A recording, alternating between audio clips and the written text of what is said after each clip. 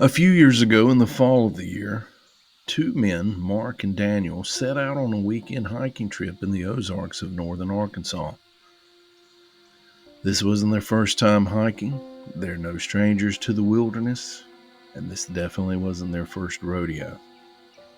The air that day was described as being crisp, leaves painted in hues of red and gold, the leaves crunching underfoot as they followed a rugged, unmarked trail deep into the wilderness.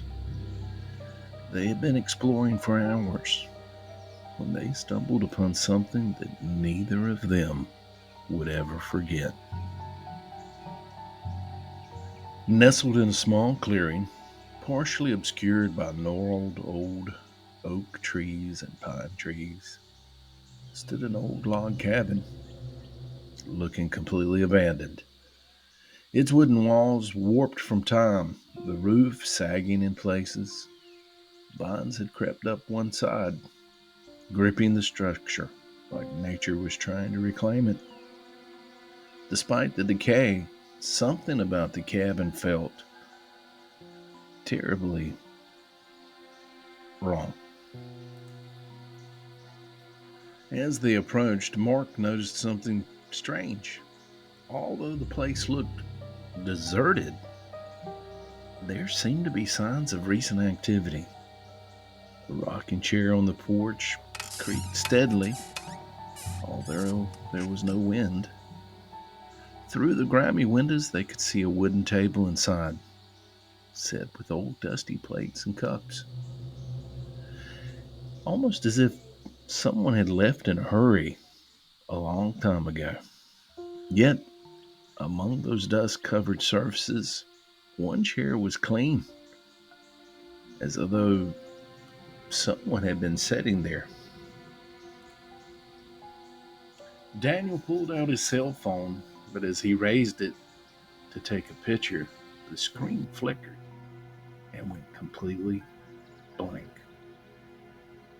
Now, his phone battery had been completely full just a few minutes before. Mark checked his own watch, only to find the second hand frozen in place. At this point, a sense of unease settled over them both. "I don't like this," Daniel muttered. Mark was quick to reply he didn't like it either. And without another word, they turned around and hurried back toward their camp, both of them on edge the entire way. That night, well, neither one of them slept very well. They both complained of having really weird dreams of this log cabin. Well, wouldn't you know it, the next morning came. As usual, curiosity got the better of them, and they decided to retrace their steps. But when they arrived at the spot they knew the cabin had been earlier, nothing was there. No ruins, no foundations, no signs that a cabin had ever stood there. Just a complete empty clearing, untouched. Both men, deeply disturbed, left in a hurry. Mark made it his mission to find out everything he could about the area and if there was a cabin ever built there. He scoured through county records, old maps. He even made a few more trips to the area, including a small town general store and a diner, to ask questions from the locals.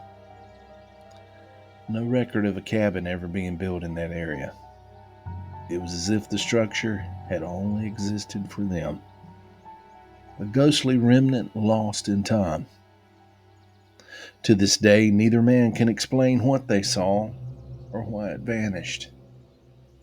A glitch in the matrix, time loop, time slip, a figment of their imagination.